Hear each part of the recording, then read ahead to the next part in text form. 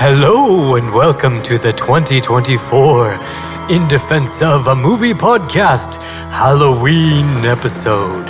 I am your host, Dan, and with me as always, Aaron.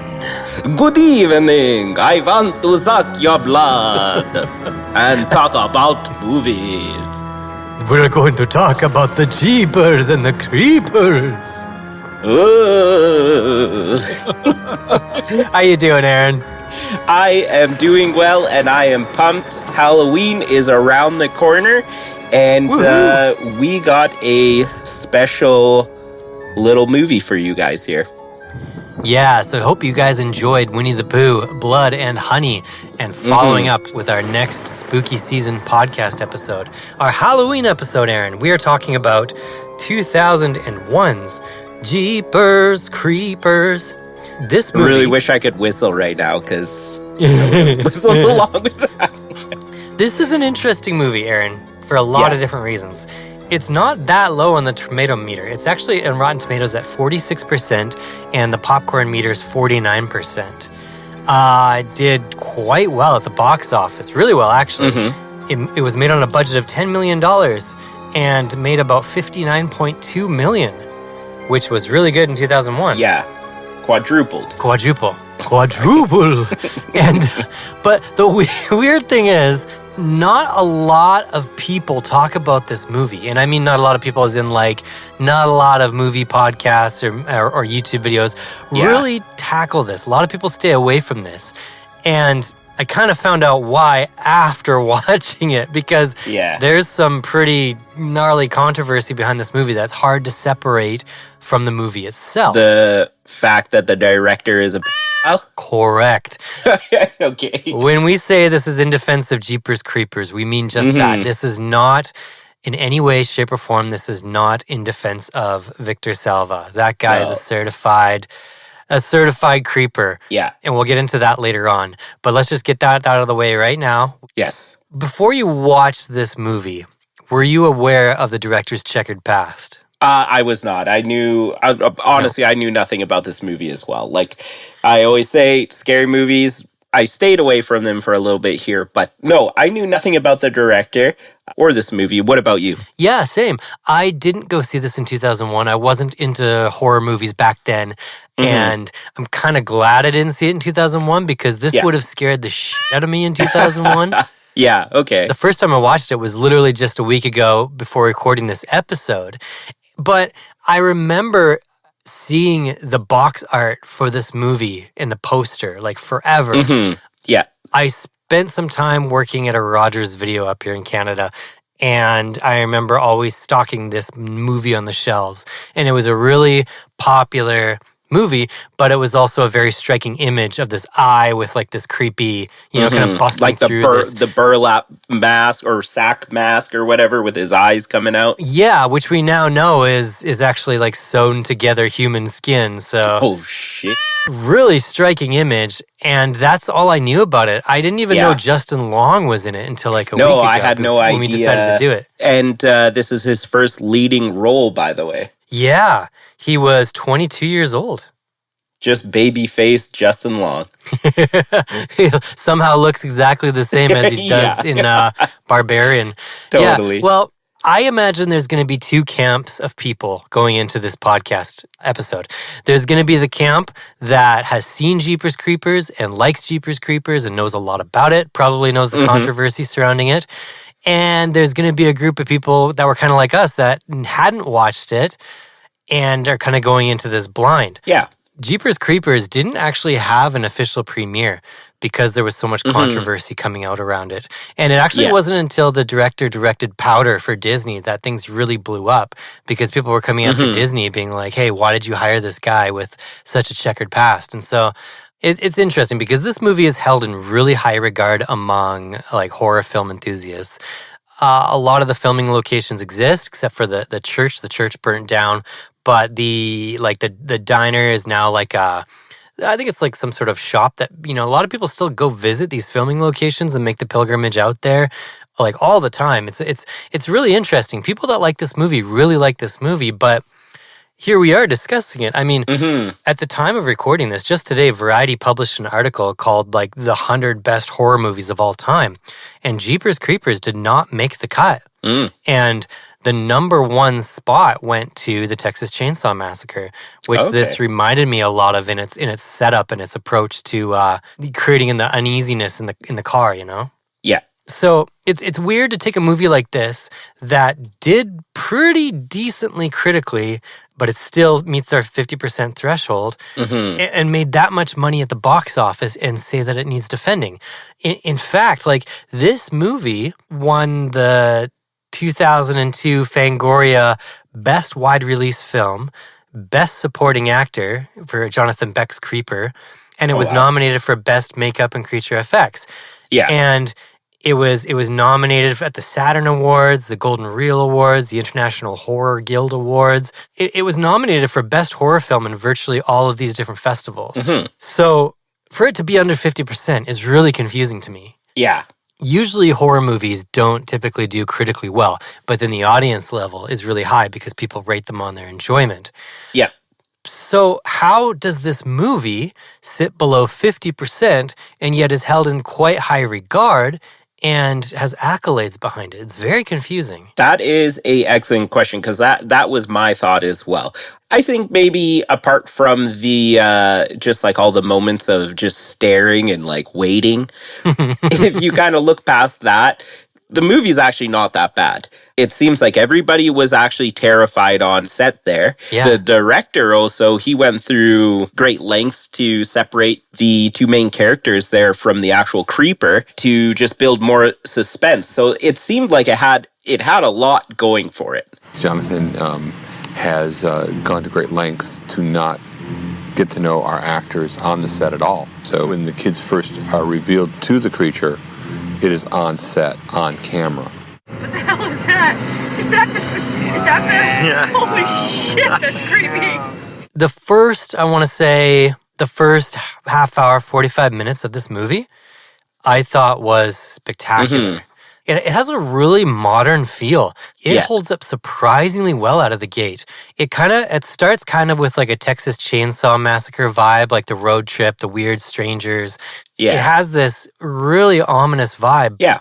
I went back and looked because I was like, is this based off of a Stephen King novel? Because the name of it and the pacing of it and even the plot of it felt so much like a Stephen King story. Oh, yeah, totally. And it's not. It's actually not. It's an original concept from Victor Silva based off of that real-life killer. After a summer of watching The Blair Witch and The Sixth Sense and remembering that these were the kinds of movies that I made in high school and joyously made in high school and never thought of making any other kind of film, that I should really write my monster movie. And Jeepers Creepers just kind of leapt out of that. You got this setup, which is brother and sister, which is also very unique. It's a very small cast, this movie, actually. Basically, the entire movie focuses around Trish and Derry.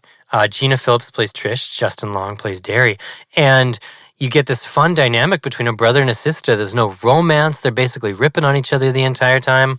And yeah, it is just so solid, and it feels so modern. Like, it could almost pass as like an A24 style movie until it goes into kind of like schlocky monster territory for the kind of the latter third act half of the movie. Before watching the movie, I did some research and I was reading reviews, and that was one of the things that I found, is that a lot of people were saying the first half of this movie is golden, but the second half is like, you could take it or leave it.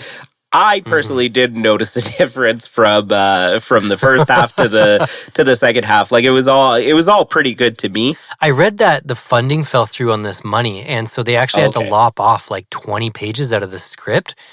So I feel like it was almost a weird sprint to the finish line. Yeah. I think the problem when the restrictions are running a show, when the limitations are running a show, you don't have the ability to say, let's go for it. And therefore, you may come in on time, on budget, but I think the thrill of reaching communicates on film, and you've got to thrill the audience. I was totally on board this movie and spent most of it confused as to like why we were even tackling it. Yeah. until the moment where the creeper is repeatedly running across the roof of their car as they try to hit it. And then I was like, oh, okay, we're off the rails officially here.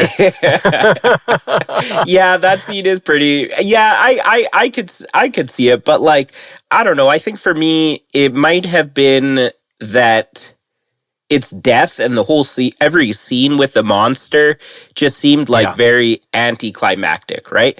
There's this huge build to everything, and then he gets a little bit sloppy, or what did you call it? Schlocky. He gets a little schlocky, especially when they're also running him over. Well, the problem with monster movies is as soon as you show the monster, it's not really scary anymore. Yeah. This movie was most effective when you only saw glimpses of the creeper and you didn't really see his face. There's some really, really awesome things they do with the lighting in this movie that I definitely want to defend. Where he's often bathed in shadow, and there's cool camera angles. There's fun background, not really gags, but like image symbolism and stuff. I really, really loved the lighting and just the creativity that went into lighting and basically holding out as long as they could with the creeper before finally showing you his face. I would like to argue that. Because I definitely still thought that the creeper was menacing and terrifying, even at the end when he's like, has him in a chokehold. But where I think it kind of gets a little bit weird is when, they have the scene where they're running it over and like, why is he doing backflips and like, I don't know, like talking to a head, like just weird stuff like that, right? If they didn't make the creeper doing like all these kind of like gymnastic crazy type of things and just made him actually like menacing and keep chasing him and like scary, like I think it would have worked, but unfortunately, like you said, with the budget cuts and everything, probably didn't get exactly what they wanted to. Two stunt people did the running over the car, Hank Amos and Kevin Ball, both phenomenally talented guys. And then when we got it to where I was happy with it, and I thought it was what Victor wanted to see, then we would bring Victor in to look at it, and he would say yay or nay. So we got Gina Phillips as Trish, Justin Long as Derry, Jonathan Breck as the Creeper, I guess Patricia Belcher as Giselle Gay Hartman. And then probably the only other person you really need to know is Eileen Brennan, the cat lady. All right. It was nice and easy this week, the cast of this film, Aaron. Yeah. I was able to pronounce everyone's name. Success. Yes. So the movie starts out, it's a brother and sister. They're driving back from college to visit their parents. And as they're driving back, they're playing a license plate game. And then I guess one of the creeper's van is beating you, which also might be eating you, because he does eat human. Mm-hmm. So... Which also, what happened? Like, he went to the registry or the DMV and was like, "Hey, I need a license plate." Just like, you know what I mean? And like, I kind of thought it was funny to just like assign human characteristics to the creeper, where every once in a while there's like a cutout scene where he's just at a gas station, like filling up his truck, looking at the gas prices go up, or he's just like in the back of that church wrenching, fixing his truck, because that thing was like a beast. You don't see the creeper at first. All you see pretty much is his truck. He is the truck. It's his shell. It's like, he's encased in this metal monstrous armor that he lives inside, and then like at night he can actually come out. So this is the first step to this huge, dirty, disgusting, nasty looking truck. And it has a voice like, some archaic monster. He's just waiting for his truck to fill up, browsing like the self-help tapes. Yeah, pretty much. Like smoking a cigarette. Trying on sunglasses. He looked like an old man at first, but there was like this eeriness about his face where you look like it's not quite right. And then, of course, the longer you looked, the more you realize there's something really different and strange and wrong with what this individual is. They're driving home, and then the creeper comes up in his like big jalopy vehicle, just chasing them with his like super menacing horn. Just like riding their ass. I thought it was really funny when he's like, go around. And it's just like, just freaking it's like, out. where is, yeah, like, I don't think this guy who has like road rage is going to just be like, oh, sorry, let me go around you. I thought it was very funny. Mm-hmm. But yeah, so this guy is following them. He eventually like turns away, and then they just keep going their ways. And I think Derry and Trish, they like stop on the side of the road, and then eventually they start their trip again, and they see the creeper like pulled off on a side road, dumping what we assume is a body into like a giant pipe that just goes into the ground. Yeah. So they circle back, they go to the church, they look down the pipe. Justin Long stupidly falls into this pipe, goes like sliding down this culvert, like straight into this ground. And then when he gets up and he's in there, yeah, sure enough, he was throwing bodies in this place. But then he looks up and it's just like this, I don't know, what would you want to call it? Like the Sistine Chapel, but like real bodies. Yeah, it's just like a just mosaic like everywhere. People sewn together. Yeah. Which brings me to my next thought, Dad. The other human characteristic I was assigning to him is like, what if the creeper actually had quite a bit of culture? Because, okay, it's a little bit morbid that he's putting all these like bodies up on the roof, but like, you know, he's technically creating art. Yeah, it's kind of odd, isn't it? And he's preserving them somehow. Yeah, and like fantastically preserving them. I watched the first half of the second movie in preparation for this podcast.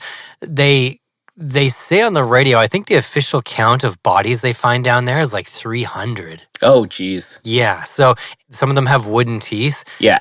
So they're saying that this thing's been around like forever. Yeah.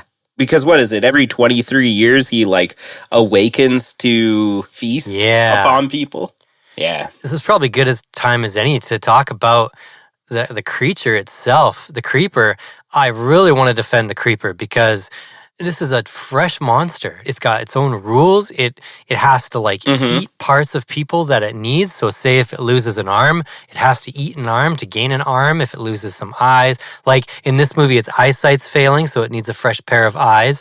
We'll kind of get into that later, I'm sure. And just the idea that there's this life cycle to this creature, it keeps surprising you as the movie goes along. Like you find out it can fly. Yeah. Oh, they fly now! They fly now!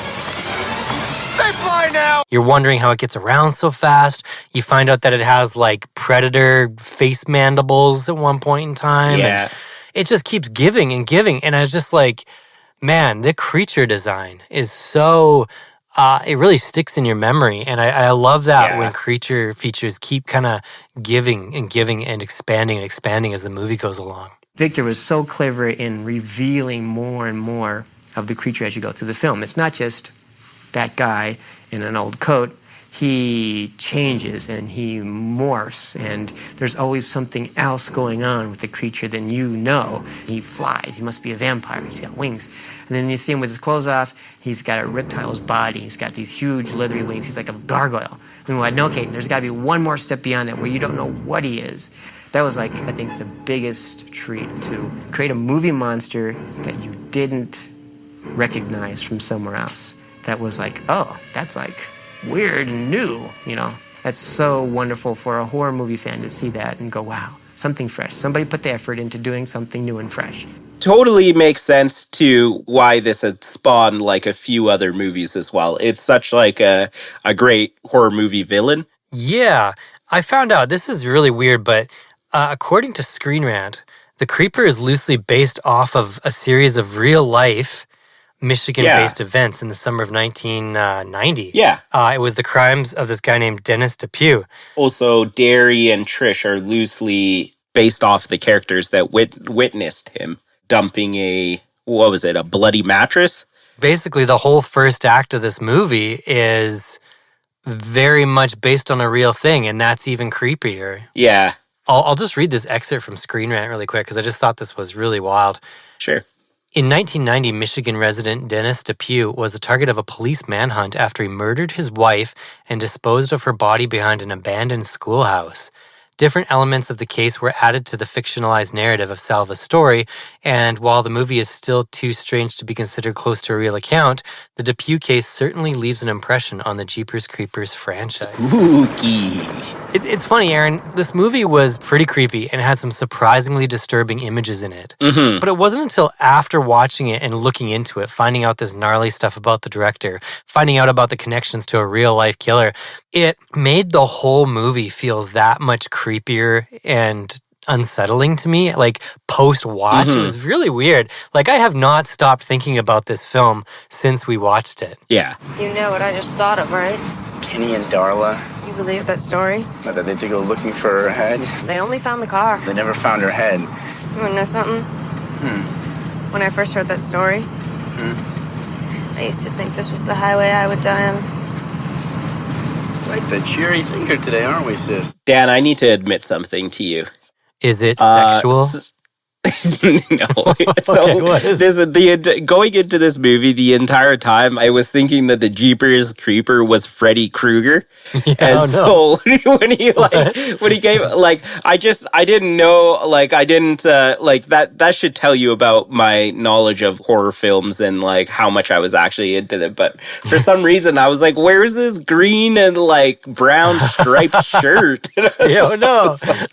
Yeah. You just have to surrender your expectations and let me take you on the ride. So after they find his house of pain, they go into town and they go to this diner and they freak out asking to get the police because they're trying to report this. Meanwhile, everybody in the diner is looking at them like they're crazy. And while they're waiting for the police to show up, the payphone on the wall starts ringing. And it's kind of funny because it's like, as this scene was unfolding, I was like, who would be technically responsible if a payphone was ringing in a restaurant? Like, you think it would be an employee that would come and answer the phone, but everybody kind of just looks at them because they're standing right next to the phone, and they're like, "Are you gonna answer that?" And you're like, "Okay, well, that answers that." But yeah, and so they answer the phone, and it's this psychic lady, Giselle Gay Hartman. Giselle is the character, and Dan. Yes. Have you seen the cats? Have you seen the cats? Oh, yeah. Have you seen the cats? That's basically all you need to know. But yeah, I really could have done without the psychic character in this movie. Yeah, so let's talk about this psychic character for a little bit. She was the worst. So I'm glad you agree. This is probably the worst character in the entire movie because the only reason she was written in was to add information about the creeper. They needed a way to introduce like more information about him, and so it's just lazy writing. It's like a quick fix, right? And what was really annoying is that she just kept coming in and saying cryptic things and then being like, but I don't know what it means. And you're like, oh my gosh, why did you come? Like, you're not helping anybody. Yes. In fact, you're probably just making things worse. Yeah. At one point, they even suggest that she might be working with the creeper to lead them into this weird trap, but it doesn't really pay off. Yeah, exactly, and it just ends up being stupid. So, so they get this call from this lady, and like, of course, because she's so cryptic, they don't even know what she's like trying to tell them. Yeah, she obviously says like a few little tidbits of information, like their names, and talks about like the Jeeper Creepers song. And, other than that, doesn't really add a whole ton of useful information. Yeah. Inbreeding!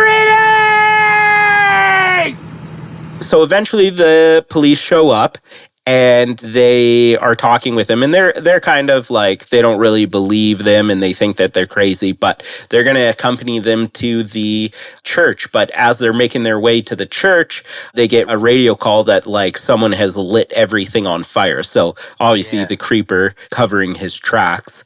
And then it's wild because the creeper comes to murder the cops.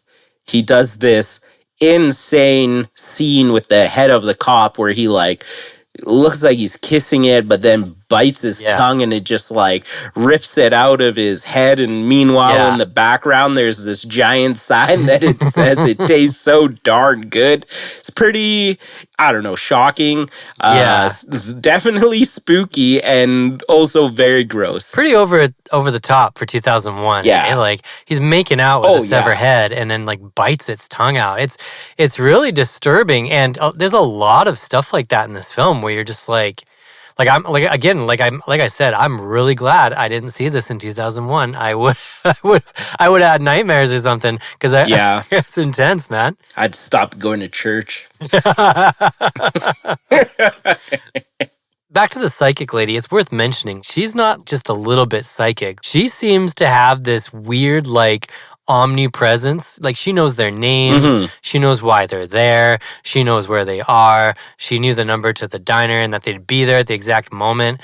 She's ridiculously clairvoyant and yet is extremely unhelpful at the same time. Oh, yeah, totally. The worst. I wonder if she was introduced after the budget cut in order to fill in the gaps. I really wonder. I think so. She was definitely written in just to like convey information about the creeper. Yeah. Every 23rd spring, for 23 days, it gets to eat. This is where the scene comes in where after the creeper murdered the police, Trish is driving and then runs him over and then backs up over top of him and then runs over top of him again. But between each time she runs him over, there's about, I don't know, I want to say like 20 to 30 seconds of just like staring of like and contemplating whether they should do it again, which is like a common theme throughout this movie here. But yeah, they have a family trait of just stopping and staring at something horrible instead of getting the hell out of there. It happens, maybe 3 or 4 times in the movie where you're just like, you guys, go, start moving. Yeah, like you're not doing yourselves any favors right now. Like if you die, it's your own fault. Yeah, when his sister says something like, You know the part in scary movies where somebody does something really stupid and everybody hates them for it?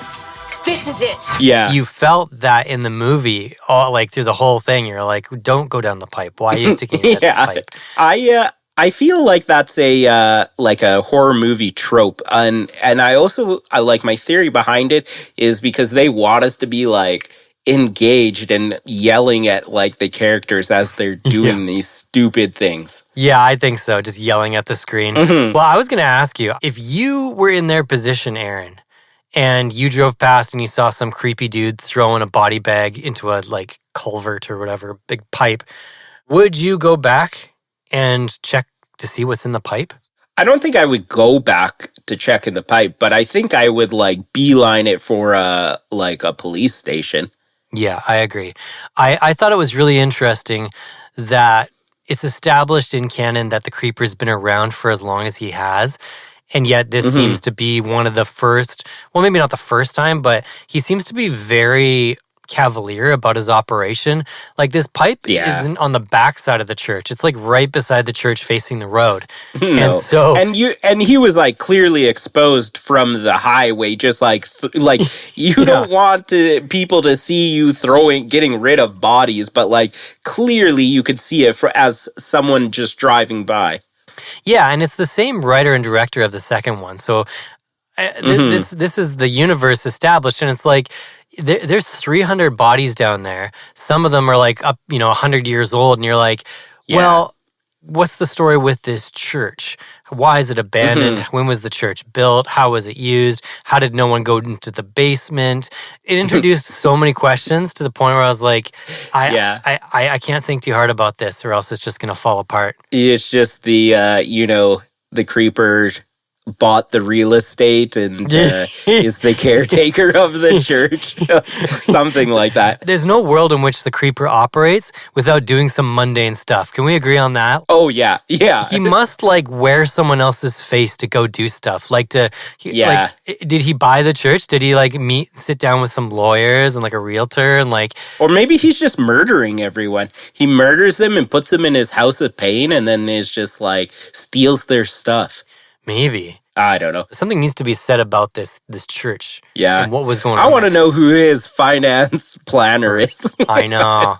Right. It'd be interesting to see a prequel series where this little community church, like, it almost reminds me of that Midnight Mass show on Netflix where, like, maybe this little community church was worshiping this thing thinking it was an angel, but it turns out it was the creeper. That would actually be very cool. Pretty damn cool. Then you find out why the church is abandoned.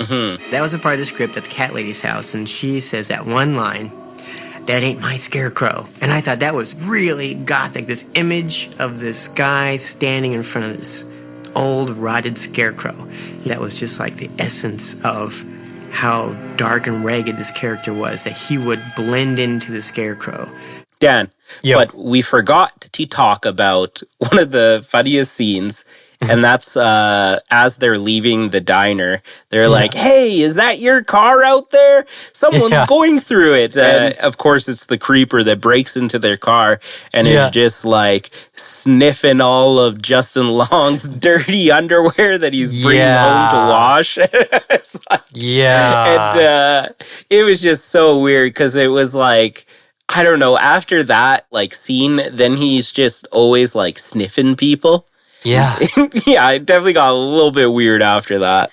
Well, and from that moment on, it never stops being weird. But that's the thing, right? Like, it introduces the new mechanic and just keeps going. And then it introduces a new thing and a new thing and a new thing.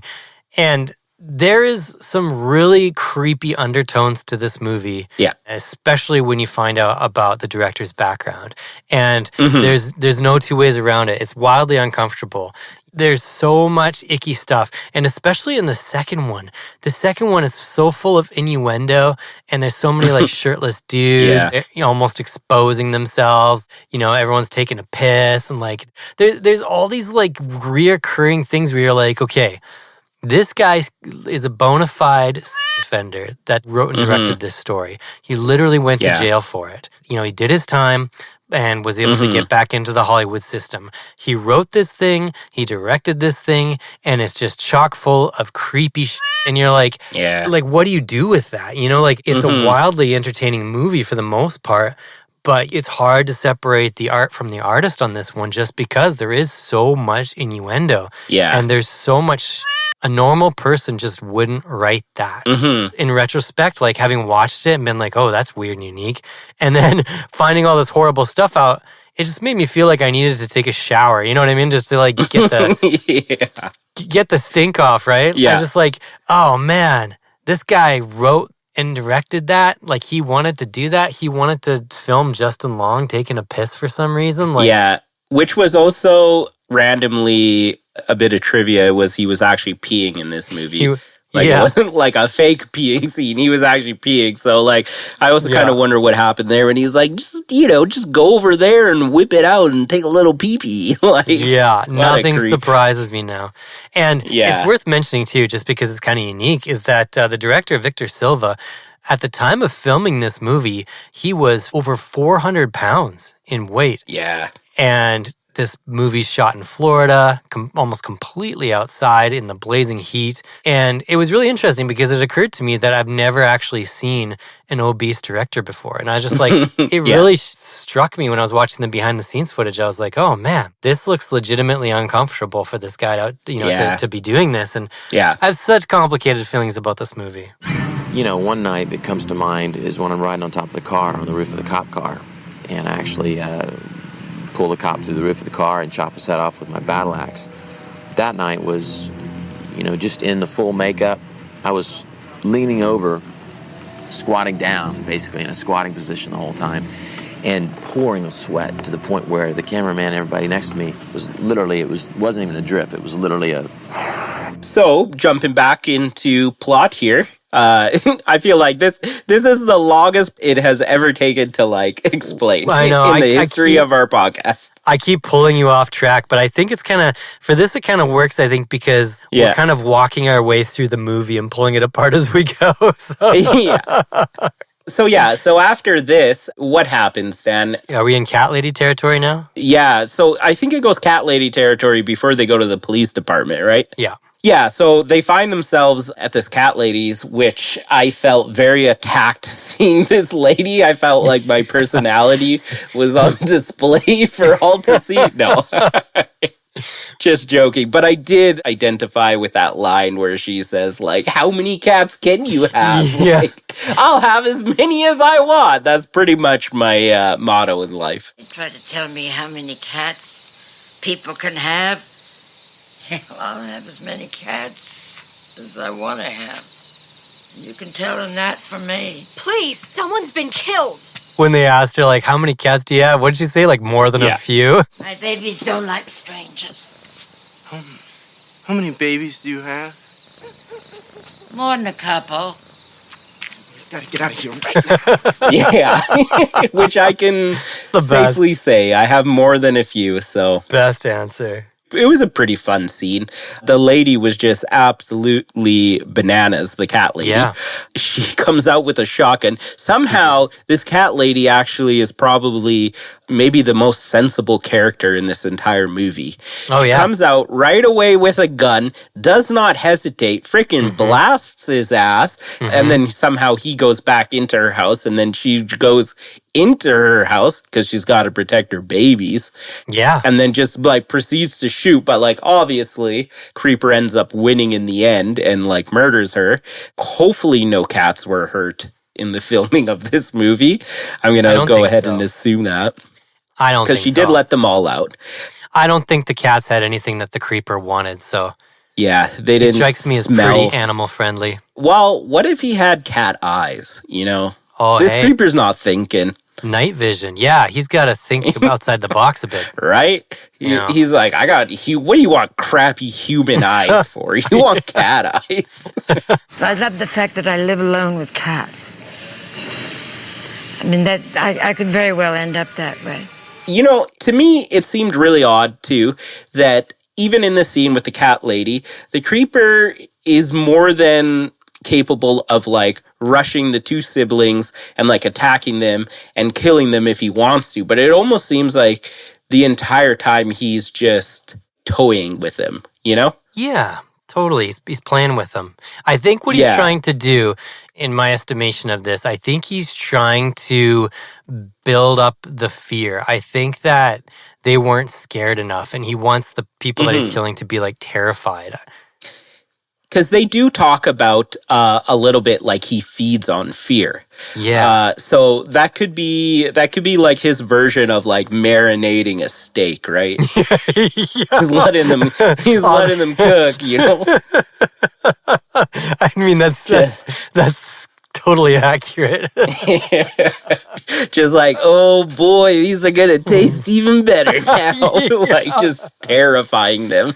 Just gonna let them go on a quick side quest and I'll be ready to dine. Yeah, pretty much. Just licking his lips. Licking other people's lips.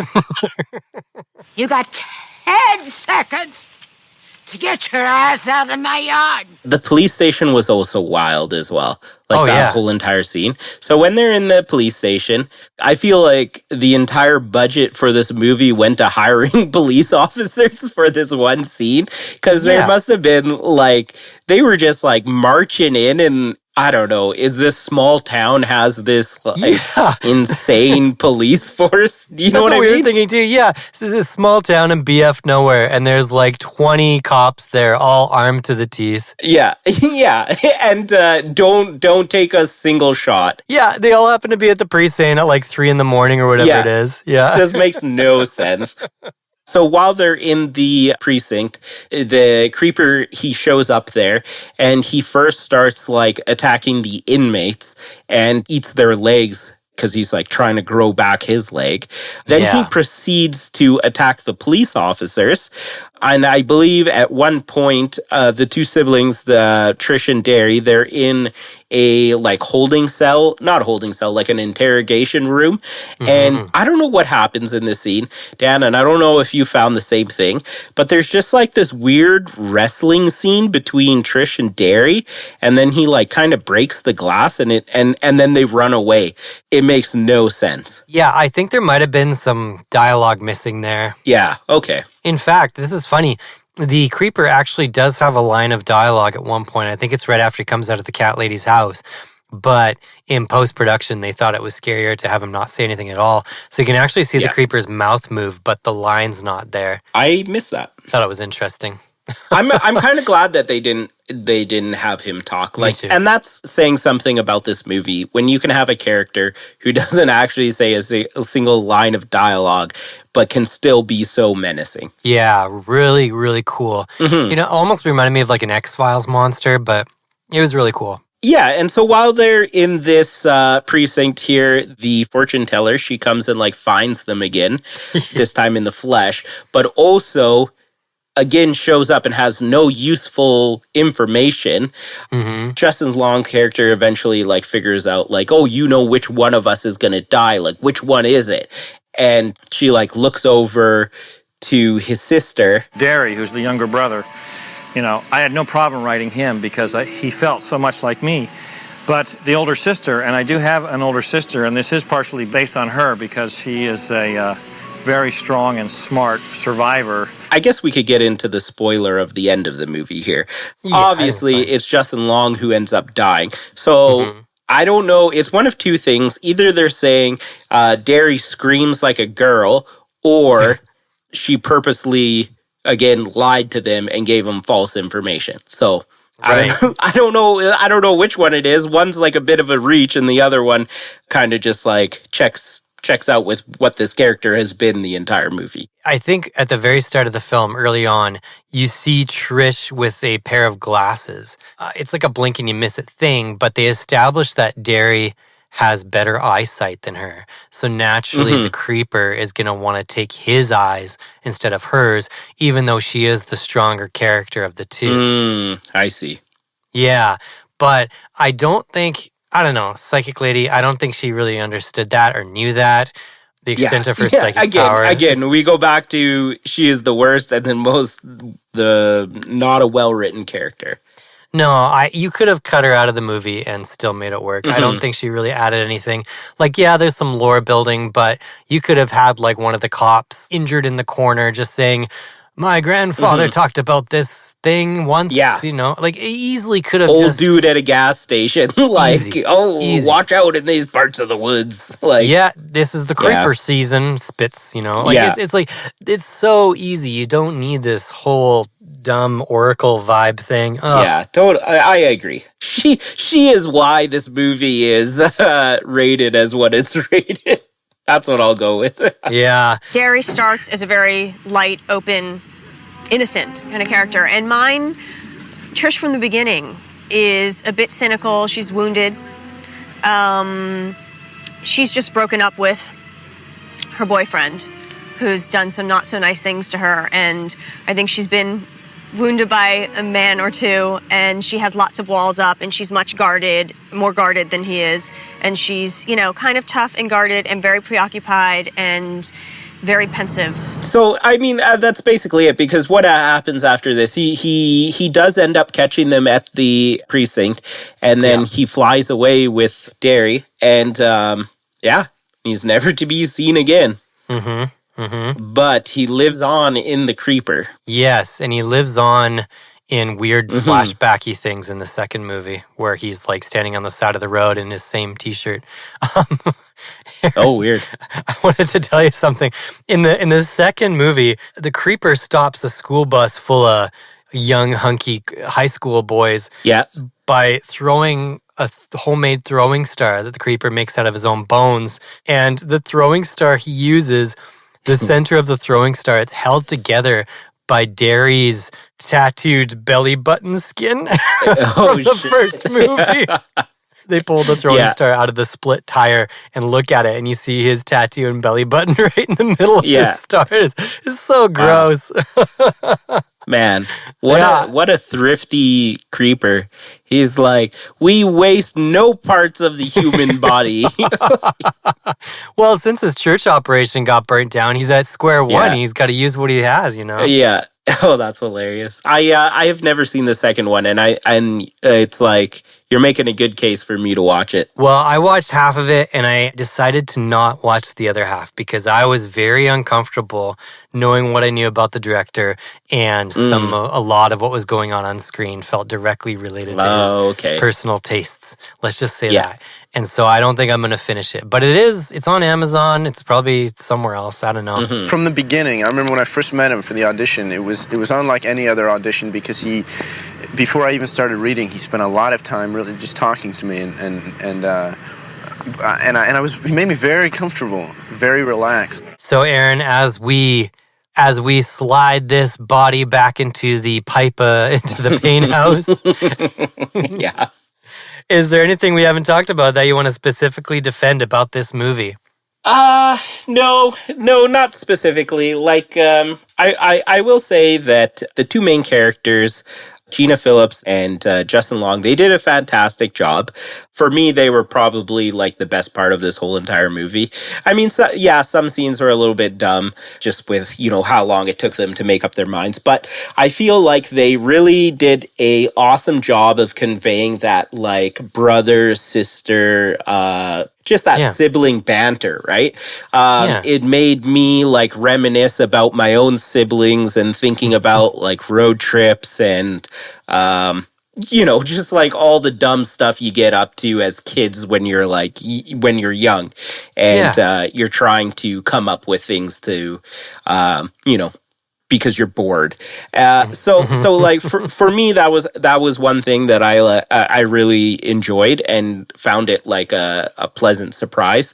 Anytime something that can like make me feel nostalgic about my childhood is always a good thing. But that being said, it's also very weird because it's like a horror movie. So the fact that it made me feel nostalgic about my childhood was like a big surprise for me. But hey, that's never a bad thing, right? Totally. What about you? Do you have anything you'd like to defend? Yeah, so I definitely, as I mentioned before, the creature design and also the performance by Jonathan Breck as the creeper. I just thought was fantastic. And the function of the creeper, again, I love the fact that it keeps revealing more abilities to you and keeps revealing more lore as the movie goes on. It kept you going because a lot of goofy stuff happens in the second half of the movie, but my curiosity about the creeper kind of kept it going. Also, the visuals, I thought some of the visuals were very striking and ahead of their time. For 2001, I just felt like there's some stuff in here, man. I felt like didn't have basis of comparison up to that point. Like the mosaic of bodies on the ceiling when that first is revealed, that is so deeply unsettling and striking. Beautiful and awe-inspiring. And I was confused. I legitimately didn't know whether they were real or supposed to be real or fake people because their faces looked like porcelain or something. And so I was really confused. I was like, are they real? Are they not? Are they dolls? And it literally took a while until the movie kind of tells you, like, oh, no, those are actually really people. I thought the same thing, too. Yeah, they look very fake, but also very unsettling. Like, for 2001, this is super edgy stuff. And by today's standards, if you were updating this movie, say if it was an A24 thing that we keep saying, you wouldn't change much to get the same feeling out of it, Did you see that there is a Jeepers Creepers Reborn? Yes, I haven't looked into it yet. I felt like this was one of those diminishing returns things, but I feel like in the hands of a competent and let's just say morally upright citizen of a director, this could be a fantastic movie to reboot. But I'm not sure whether it will happen. Yeah. I also liked the pacing. It had really modern stylistic pacing. Man, the beginning of this movie is so strong, just so strong. If you were to just watch the first half hour of this film and turn it off, you'd still have such a solid half hour of a horror movie. And totally. Yeah, the last thing I just want to defend again is the unique setup. The brother-sister dynamic, the coming home to visit mom, the, very ordinary situation, nothing too crazy about it. Just that idea of like, did we just see something weird? Should we go back and check? Just so unsettling, very disturbing. And so, I think this holds up really, really well. up until a certain point, of course. Yeah. I wish I could give myself a lobotomy and forget everything I learned about it after watching it. But not bad, man. Not bad at all. I'm really surprised. Yeah. He's a very nice-looking guy, but once he took his hair away, he didn't look nice anymore. His eyes just kind of burned out at you, and he was very intimidating. And when he first came in and did the sniff test, we called it, we were scared, really scared. So, Aaron, do you have a WTF moment in this movie? I think for me, the WTF moments were literally because I was like, what the are you doing? The running over the body scene, the telling him to go around me. Like, it was just really like, you're kind of dumb and what you're doing doesn't make any sense. The holding his legs as he's trying to get a good look down the pipe there. I thought that was pretty, I was like, no, like go find a rope. Tie yourself off, like what? And then when the rats, that scene was pretty funny to me. Yeah. What about you? Yeah, it's funny. Just a little sidebar. It's funny. This is definitely not one of Justin Long's strongest performances, but it was cool to see how far he's come as an actor from this story to something like Barbarian. I've never really gotten to do anything like this. I've done a little running around in movies, but never like this. And I've always wanted to be in a horror movie. I've always wanted to do stuff like this because it's just cool. It's a very childish level. It's just cool to be able to run away from a bad guy. Which have very similar kind of vibes where there's some creepy thing and he's going underground to explore it, He's no stranger to horror. I think he's done 3 or 4 horror movies at this point, and each time he seems to just be getting better and better at it. Yeah, so. I like Justin Long. Yeah, Justin Long's interesting because he's not afraid to play really unlikable characters. And that's genuinely pretty unique these days. Mm-hmm. Yeah. It's so hard to decide, but I think my WTF moment genuinely was the making out with the severed head and then like the biting its tongue. Yeah. That was so outrageous to me. I can't imagine having been in a theater to watch that in 2001. Just the way people's tastes were back then. Like by now it might seem even a little bit quaint and kind of funny, but back then, man, like that's just, that image is just horrific. I feel like that scene just needed some weird like operatic music in the background while he's doing all this weird stuff, and it would have completed it. Yeah, I feel like it's the shock of the movie, to be honest. Like, there's a lot of shocking stuff, but that, you don't really get bigger than that. Like, that's some twisted shit. So, I think that's my WTF moment. It's nothing really remarkable in terms of, like, the power, it didn't take some power of observation to notice it or anything, but it is genuinely messed up. One last thing I'll say before we wrap up here, and that is when Justin Long's character dies at the end there. Yeah. Usually whenever you watch horror movies, like, generally there's like a happy ending or like the people get away or everybody dies but like one person. But I felt like in this movie it just hit me differently when you see that like Justin Long's character is murdered with his eyes, just like the back of his skull missing and his eyes ripped out. Yeah. I don't know. I feel like it just hit differently where I was like genuinely like, dang, this is a bleak movie and like this is kind of sad. Like you witness this like great relationship between this brother and sister, and then like now one of them is left alive and the other one is dead, and it's like, can you imagine how much trauma his sister is gonna go through? Sorry, I got real dark on that. No, I get it. But yeah. Well, let me creep you out with a weird fun fact. Justin Long had to do a full body cast, head to toe, for this movie. And apparently the body cast was so detailed and anatomically correct that for the filming portion, they tied a garbage bag around his waist, around the model's waist. And knowing everything you now know about this director, again, that ending scene and the fact that that happened, I'm just like, my goodness, man, that cast better be in a blast furnace somewhere and not in this dude's house. Yo, it's probably at his house. Oh, God, that's terrible. Anyway, I had to mention it. Disgusting, I know, but I'm just like, man, there is just too much weird DNA in this film. But that ending, a funny thing about that ending, that's actually Justin Long's eye that goes into the back of his own like prosthetic head. Yeah, Justin Long wearing the makeup. he's dressed as the creeper at the end. Yeah, that's a cool little touch. Yeah. I like that a lot. It's clever. Mm-hmm. As if anyone would have noticed the difference in the eyeball. There was like a lot of little things like that where they had because the guy who plays the creeper, he was actually the bald cop in the precinct there. So like, oh, cool. there is a little bit of characters doing secondary roles throughout the movie here, which I thought was really cool. For the creeper, we built 5 complete suits, and then about 10 masks, both stunt masks and masks that Jonathan Breck wears, as well as numerous prosthetic appliances that we use for the closer days when they're going to be shooting close-up. What is the rating that you would give this movie? Well, it's definitely above 50%, honestly. Despite the controversy, this is a really, really solid movie up until a point. And I can't in good conscience give it below 50%. So I would honestly rate it somewhere in the maybe high 60s, close to 70. And it's weird to me that this film's held in such a high regard and there's multiple sequels, and yet it's not given as much critical praise as you'd think. It's very strange. Even the audience score. It's almost like people are afraid to talk about it, and I totally get that. How about you? I would rate this 5 of Justin Long's dirty... 5 sniffs of Justin Long's dirty underwear out of 10 sniffs of his dirty underwear. Oh my God, no.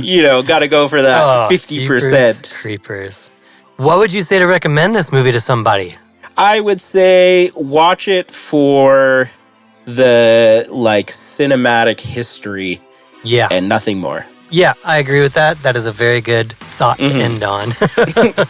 Well, I hope you enjoyed the spookiness of Jeepers Creepers, and happy Halloween to everybody. Thank you, everyone, for joining us this evening. Ooh. I want to eat your candy. I need a new pair of balls. So I'm going to eat your balls. Oh, we didn't even get into that. But I have questions. I'm glad we both thought about it. Yeah. What's the shelf life on a kidney, do you figure, for Jeepers Creepers? How many... 23 years. Is that true? How many organs... if he's murdering multiple people per go-around, does he have to do a full top to bottom, everything...